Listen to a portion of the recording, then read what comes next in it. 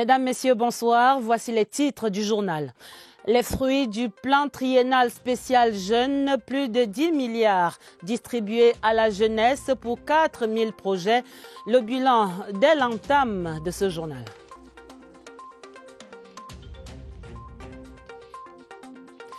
Les fruits de la 5G, toujours attendus au Cameroun. Une migration technologique déjà effective ailleurs pour booster l'économie numérique. Mais qu'est-ce qui coince donc chez nous? Le 20h30 mène l'enquête. Et puis les fruits de la longue enquête de la FIFA, le président de la CAF suspendu pour les 5 prochaines années. Question en page des sports, quel avenir pour Ahmad Ahmad dans le sérail du foot africain? Réponse vers la fin du journal. Voilà pour les titres, développement après ce message.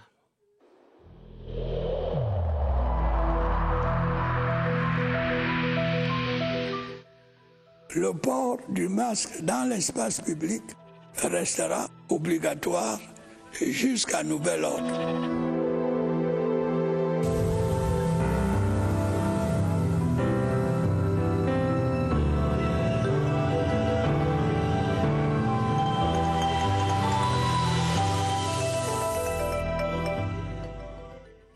En ouverture du journal, le dossier du 20h30, donc, pour une évaluation des fruits du plan triennal spécial jeunes décidé par le chef de l'État, son Excellence Paul Biya. De la parole aux actes, le ministre Mounouna Futsou achève une autre tournée de remise des chèques à travers les 10 régions du pays, portant à un total de 4000 projets le portefeuille pour un financement global de plus de 10 milliards de francs CFA. Le bilan avec Oswald Modon. La promesse présidentielle de 2016 fait déjà des heureux sur le terrain. À date, le compteur affiche 3835 projets.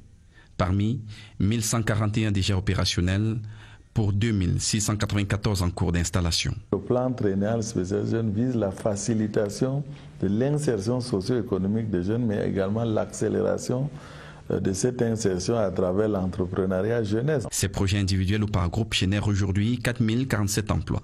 Dans la cuvée 2017-2018, 1325 bénéficiaires sont entrés en possession de leurs appuis et chèques lors des récentes descentes du ministre de la Jeunesse dans les 10 régions. Cette opération a permis également de lever tous les doutes et le scepticisme qui a animé la jeunesse par rapport à ce plan. La mise en œuvre de tous ces projets a nécessité la bagatelle de 10 milliards 228 millions de francs CFA. Nous avons pensé qu'il fallait réorienter les financements afin de valoriser les chaînes de valeur et notamment dans des filières qui répondent aux priorités économiques nationales, régionales et locales. Avec 1612 projets en attente de financement pour la seule cuvée 2020, le plan triennal spécial jeunes va permettre d'atteindre la barre des 5485 projets pour un montant global de 14 milliards 971 millions de francs CFA. Et ce n'est qu'un début pour une enveloppe de 102 milliards de francs CFA. Et on le comprend, l'opération se poursuit. Lancée en 2017, cette enveloppe de 102 milliards est à peine entamée pour l'accélération de l'insertion socio-économique des jeunes dans les secteurs de l'agriculture, l'industrie, l'économie numérique ou encore l'innovation. Voyons le cas de 2 jeunes. Ils s'appellent Fidèle et Athanase. Ils sont désormais chefs d'entreprise grâce à ce plan triennal spécial jeune présidentiel. Portrait croisé, Daniel Monanga. Plus besoin de me bousculer. Sur mon smartphone, j'ai toute la presse locale dès 4 heures du matin. Je m'informe en toute mobilité où je veux et quand je veux. À la télévision, ça fait waouh ou l'effet de la réussite. On roule carrosse, directeur général et surtout premier concepteur de e-kiosque au Cameroun. Désormais, il est possible aux administrations, aux entreprises publiques privées d'acheter et de lire les journaux en version numérique. La plateforme dispose de plus de 100 éditeurs. Le plan triennal spécial jeune est passé par là il y a 3 ans pour transformer la vie de cet ingénieur de 31 ans. J'ai reçu un prêt d'un montant total de 8 millions à un taux préférentiel.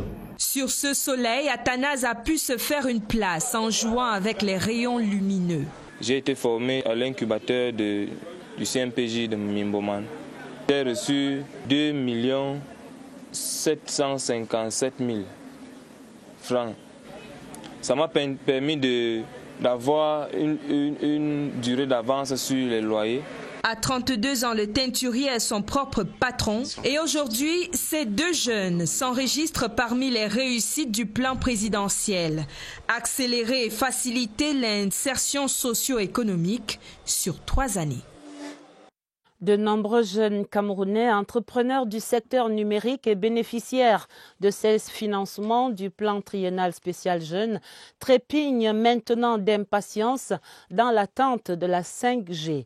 La téléphonie de 5e génération est déjà activée dans de nombreux pays à travers le monde et elle pourrait accroître chez nous leur potentiel dans ce secteur des télécommunications. Voyons donc où en est le Cameroun dans ce processus de migration technologique. C'est une enquête de Irène Ndjanafouda. La téléphonie mobile de 5e génération 5G est hors réseau pour l'indicatif 237. Les communications électroniques émises au Cameroun sont couvertes par la 4G que les 4 opérateurs activent en accord avec l'État. Le Cameroun est encore à la phase de déploiement de la 4G. Je ne pense pas que nous ayons atteint la saturation avec la 4G pour prétendre à la 5e génération. Les éléments additionnels en termes d'avantages ici, c'est que la 5e génération va permettre un déploiement d'autres applications. La 5G, expérimentée sous d'autres cieux, fait déjà ses preuves et se caractérise par sa valeur révolutionnaire qui serait un atout majeur pour le Cameroun, pays hôte de grands événements sportifs. On peut parler d'une vitesse exponentielle, d'une réduction importante du temps de connexion d'un réseau stable et sécurisé. On a le champ, il faudrait être interconnecté avec le monde. Pour s'arrimer à la 5G, des préalables techniques sont nécessaires. C'est ce qu'on appelle migration technologique simplement, c'est-à-dire on commande de nouveaux équipements, des antennes et des stations, et puis on les fait remplacer par ce que nous avons aujourd'hui. La 5G est donc la technologie adaptée pour tracer le sillon de la révolution numérique. L'avenir immédiat dans ce domaine de l'économie nationale, c'est la SND 30. La rédaction vous propose dès ce soir une série d'enquêtes, de reportages et d'analyses pour planter le décor de l'entrée en scène prochaine de la stratégie nationale de développement pour 2020-2030, celle-là même qui remplace le DSCE. Première clé de compréhension ce soir, les conditions de l'avènement d'une réelle transformation structurelle de notre économie. C'est là le pilier fondamental de cette nouvelle stratégie et les experts parlent d'actions audacieuses et urgentes à mener pour y arriver. Cyril Kingembepe. La transformation structurelle est définie comme la réallocation de l'activité économique des secteurs à faible productivité vers ceux où elle est plus forte, permettant à cette économie de produire de la valeur. La SND 30, en mettant en priorité ce pilier, se donne une orientation claire. Nous avons besoin d'un État développementiste. Vous avez la diversification de l'économie. Elle est actée dans ce document-là, à travers le secteur privé, à travers les petites exploitations agricoles, mais à travers d'autres choses. Il faut aller vers des exportations compétitives, mises à niveau de la technologie. Il faudra également traiter la question de la faible productivité, par exemple, dans des exploitations agricoles familiales, la promotion d'une industrie manufacturière forte et le rattrapage technologique sont également énoncés. Le bien-être, on peut l'évoquer, des citoyens, être bien éduqués, être en bonne santé, avoir un logement décent, de l'eau, de l'électricité. Le gouvernement, pour parvenir à tout cela, organise la dizaine de priorités, par exemple dans l'agro-industrie ou encore le textile. Nous aurons donc à la fin un pays qui se construit, qui va vers l'émergence tout en préservant la paix, la stabilité, la sécurité. Ce sont des préalables fondamentaux. Le marché de la sous-région et la zone de libre-échange continentale pourraient ainsi être une cible majeure. Dès 2021, a annoncé le gouvernement du Cameroun, il faudra produire plus et importer moins. Et dans ce contexte, les Nations Unies félicitent le Cameroun pour sa politique d'accompagnement des PME-PMI en cette crise du Covid-19. Le coordonnateur résident du système des Nations Unies le confiait ce lundi au ministre Achille Basilekin III au cours d'une audience.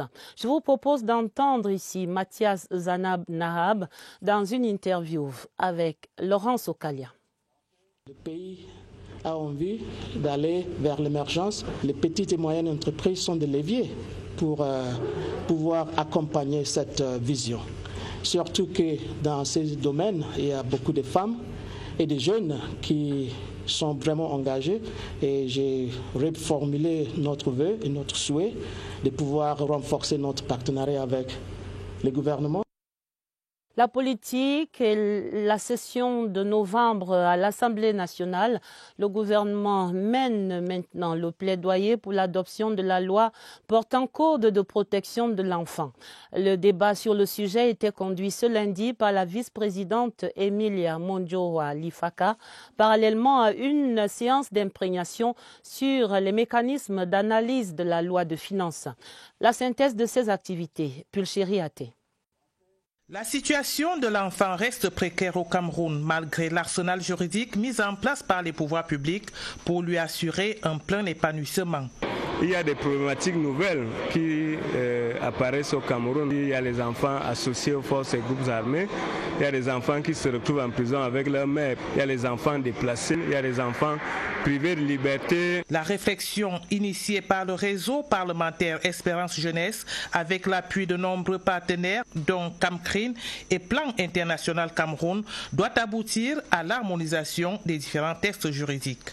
Mettre ensemble dans un même document qu'on appelle Code de l'enfance, c'est important au lieu de voir des dispositions disparates dans plusieurs codes. Donc ce code-là, nous espérons que ce sera l'outil qui va permettre aux adultes de prendre soin des enfants. Autre lieu, autre activité, c'est celle des membres de la Commission des finances et du budget avec les experts de l'Union européenne. L'État aujourd'hui souhaite faire une gestion saine. Cela témoigne une fois de plus de la distraction des fonds publics. État civil, vaccination ou encore protection de l'enfant, la représentation nationale se préoccupe des sujets d'intérêt majeur et formule propositions. Élections régionales 2020, la campagne lancée samedi est encore un peu timide et déjà le casse-tête du financement préoccupe les représentants du commandement traditionnel. Comment donc les chefs traditionnels s'organisent-ils pour séduire leurs pairs électeurs en l'absence totale d'un financement public? Voici l'éclairage à ce sujet de Augustin Guizana. Comme Sa Majesté Njita Ngombe Pele, tête de liste des représentants du commandement traditionnel dans la MIFI région de l'Ouest, les chefs traditionnels, engagés dans la course aux voix de leurs pairs dans le Cameroun profond, se débrouillent sans le financement public de la campagne électorale. Pour l'instant, c'est grâce à nos petits moyens que nous avons pu mobiliser entre nous, les chefs traditionnels. C'est que l'article 284 du Code électoral qui traite de cette question est muet sur cette catégorie de candidats. Dans le cas des élections présidentielles, élections des sénateurs, élections des députés, des conseillers régionaux ou des conseillers municipaux, l'État participe aux dépenses générées par les campagnes électorales. Quand vous lisez cette disposition de la loi, vous comprenez qu'il est fait référence simplement aux partis politiques pour les élections où les partis sont engagés dans les compétitions. Toutefois, une source digne de foi au ministère de l'administration territoriale indique que les candidats représentants du commandement traditionnel, assez régional, feraient l'objet d'études particulières en ce moment. Ici commence la justice électorale, du titre de l'ouvrage du constitutionnaliste Philippe Ngamdjek. Toute l'actualité de ces régionales 2020 à 21h05 après ce journal. Pour l'actualité sous-régionale, les ministres des Affaires étrangères de la CEAC préparent déjà le prochain sommet des chefs d'État et de gouvernement. Les dossiers de la rencontre prévue le 27 novembre au Gabon étaient débattus ce lundi en visioconférence. La participation du Cameroun à ces débats, c'est un reportage de William Badier. Le Cameroun prenait part aux travaux préparatoires de la 18e session ordinaire de la conférence des chefs d'État et de gouvernement de la Communauté économique des États de l'Afrique centrale, prévue le 27 novembre 2020 au Gabon. Par visioconférence, le ministre Mbela Mbela, qui portait la voix du Cameroun à cette réunion, a salué le travail accompli par la Commission depuis sa mise en place en septembre 2020. Dans le même temps, le ministre délégué Félix Mbayou conduisait par visioconférence une série d'exposés sur la situation générale des droits de l'homme au Cameroun. Le Cameroun, en présentant son rapport périodique, en faisant un rapport sur le protocole de Maputo et de Kampala, est le tout premier pays africain qui a fait ce rapport d'ensemble. Comme vous savez, Maputo touche aux questions de genre et Kampala de questions de déplacés internes. La Commission africaine des droits de l'homme et des peuples salue la démarche exemplaire du Cameroun tout en conviant les autres États africains au respect scrupuleux du protocole de Maputo consacré aux droits de l'homme en Afrique. À l'Ouest Cameroun, l'entreprise Eneo illumine la charité du CERAC, le Cercle des Amis du Cameroun, dans la rénovation et l'équipement de l'hôpital de district de Tchang. La société a installé un transformateur de 160 kVA et une ligne moyenne tension pour illuminer l'infrastructure. La rétrocession et le don, André Aristide des Combats. 5 nouveaux bâtiments construits. L'ensemble des anciennes bâtisses et toilettes rénovées, équipements à matériel de pointe, près de 2600 mètres carrés de voies intérieures bétonnées. Voilà le nouveau visage de l'hôpital de district de Tchang, œuvre du CERAC. Pour illuminer cette infrastructure de santé, Eneo Cameroun a renforcé l'alimentation en énergie électrique avec la mise en service d'un transformateur et d'une ligne dédiée. Eneo est aux côtés des Camerounais, est aux côtés de ses clients pour améliorer l'accès à l'électricité. Cette action fait suite à l'engagement d'Eneo dans le cadre de la lutte contre la Covid-19. Ces dernières semaines, nous avons contribué à améliorer les plateaux techniques de Douala et Yaoundé et de 10 autres communes en les dotant de matériel spécialisé pour la lutte contre la Covid et contre les autres maladies. Et plus généralement, je considère que ça fait partie de la responsabilité sociale des entreprises d'être au plus près des communautés, de les accompagner, d'être proches. En marge des soins médicaux, l'hôpital c'est aussi un appareillage électronique dont la durée dépend toujours de la qualité de l'alimentation en énergie électrique. L'extension constituée d'une ligne moyenne tension et d'un transformateur sera d'un grand apport. L'hôpital a beaucoup d'appareillages et en cas de coupure de courant ou le courant qui fluctue, c'est extrêmement dangereux parce que ça grille le matériel. Et ces appareils coûtent extrêmement cher. Tout ça, pour un exemple, pour un automate de numération, c'est autour de 10 millions. Un petit clic de lumière, de grille. Donc c'est vraiment une innovation. C'est ça, comment dire, merci à la première dame avec le CERAC. Sinon, c'est une révolution. La mise en service des réalisations d'Eneo s'est déroulée en même temps que la rétrocession au gouvernement de tout le centre hospitalier rénové et équipé par les bons soins du Cercle des Amis du Cameroun.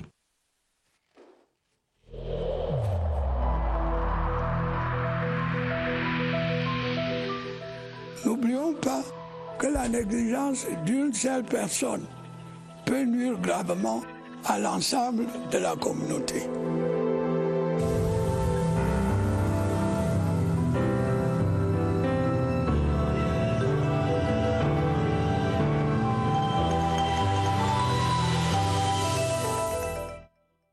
Et nous repartons vers cette région de l'Ouest pour parler santé. La région sur le qui-vive, la pandémie semble y refaire surface, à en juger par la multiplication des cas sévères et des patients sous assistance respiratoire. Quelques décès ont même été déjà enregistrés ce lundi. Bonsoir Évariste Enga, vous êtes au centre des opérations des urgences de santé publique ici à Yaoundé, le cœur même de cette stratégie nationale de lutte contre la pandémie. Alors, qu'en est-il exactement ce soir avec votre invité, le docteur Joseph Pokam?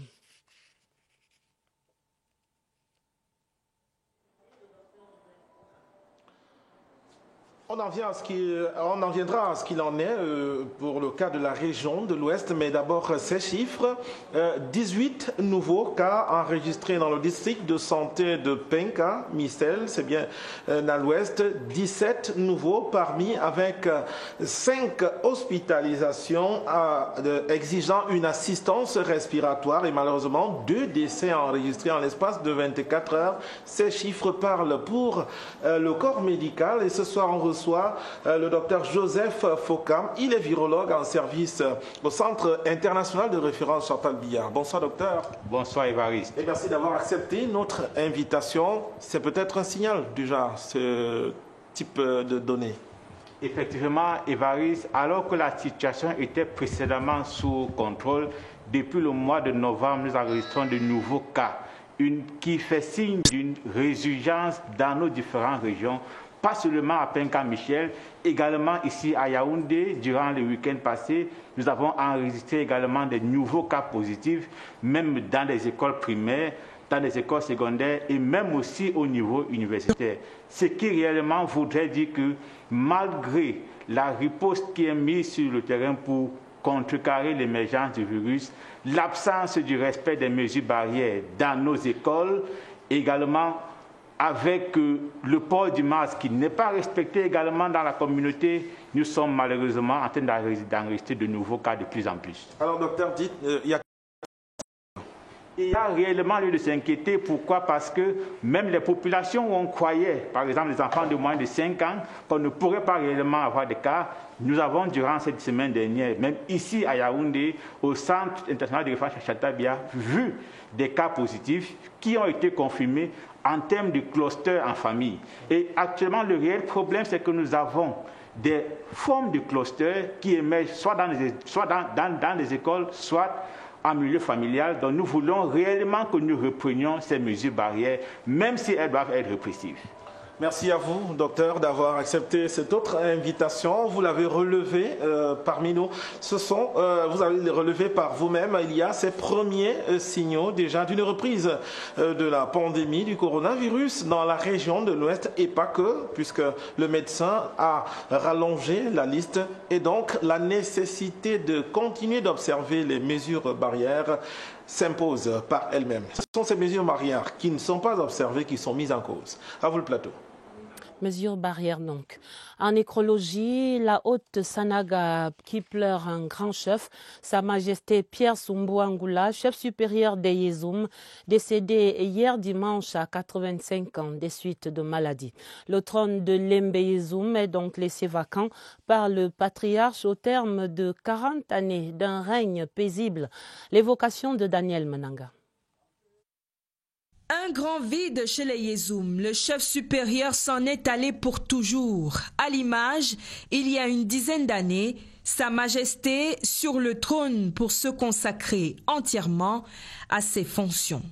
C'est que Sa Majesté Sumbu Angula Pierre était par ailleurs opérateur économique, membre du Conseil des sages dans l'Association nationale des chefs traditionnels, entre autres.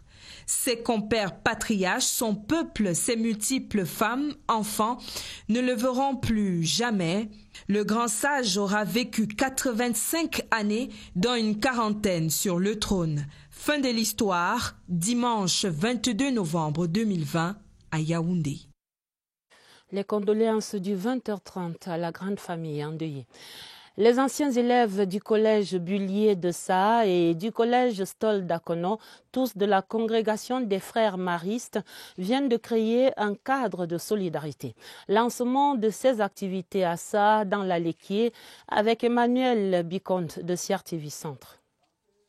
Ces deux collèges ont entrepris de se réunir autour d'un projet sérieux rassemblant désormais tous les volontaires passés par les 10 collèges. Cette première initiative entraînera une longue série d'initiatives, pas seulement sportives, mais tout cela dans le but d'entreprendre afin d'être utile soit à la contrée d'Akono ou alors à celle de Komo-Banga où se trouve le collège Bullier. Le match de football organisé à l'occasion du lancement de leurs activités a été à la hauteur des attentes. C'est une très très grosse émotion parce qu'il y a des camarades qu'on n'a pas revus depuis une vingtaine d'années. Si la rencontre s'est soldée par la victoire des anciens du collège Tolda Kono sur le score de 2-1, celle-ci n'a surtout pas atténué l'ambiance et la joie des retrouvailles. La page des sports est cette sentence qui bouleverse le microcosme du football africain. Le président de la CAF, Ahmad Ahmad, interdit de toute activité en relation avec le football pour les 5 prochaines années. La décision est de la Chambre d'éthique indépendante de la FIFA qui l'accuse de détournement de fonds, de corruption et même d'abus de pouvoir. Suspension assortie d'une amende de 121 millions de francs CFA. Regard sur les conséquences pour l'élection du mois de mars prochain, c'est avec Germain Noël-Essengue. Abus d'autorité, acceptation et distribution des avantages, détournement de fonds. Voilà les griefs qui accablent le président de la CAF. Ces questions de gouvernance sont réprimandées par les articles 20, 25 et 28 du Code disciplinaire de la FIFA. Une enquête sur le comportement de M. Ahmad au poste de président de la CAF a débouché sur les faits mettant à mal son devoir de loyauté. Organisation et financement d'un pèlerinage à la Mecque, acquaintance avec l'entreprise d'équipement sportif Tactical Steel basée en France. En somme, une gestion de fonds peu orthodoxe. Cette interdiction d'exercer pendant 5 ans ferme définitivement la porte à une candidature aux prochaines élections de la CAF prévues en mars 2021. Le Malgache avait déjà manifesté son intention de briguer un nouveau mandat.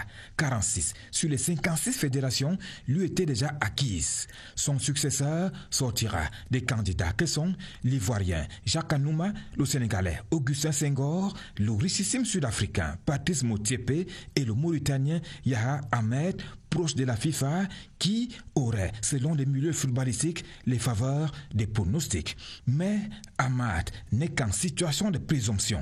L'ancien secrétaire d'État au sport malgache dispose encore d'un droit d'appel auprès du TAS. Des nouvelles qui mettent un terme à ce 20h30. Le journal était préparé avec la collaboration de Alvin Giselze et de Augusta Ngononga. Un autre journal, ce sera à minuit. Toute l'info avec Dieudonné Zra et Gilbert Ongene. Mais dans l'immédiat, le journal des élections régionales, c'est dans quelques 5 minutes maintenant. Et plus tard, vous aurez la propagande électorale pour cette campagne des régionales. Très belle soirée donc sur la CRTV et à demain, 20h30.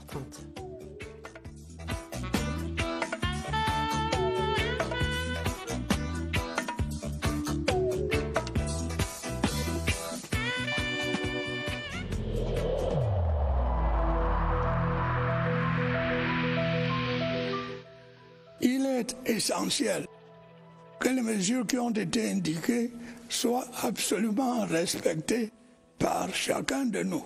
Lavez-vous régulièrement les mains à l'eau et au savon ou à l'aide d'un gel hydroalcoolique. Restez à au moins 1 mètre de distance des autres personnes, surtout si elles toussent, éternuent ou ont de la fièvre. Si vous avez de la fièvre, de la toux ou des difficultés à respirer, consultez un médecin.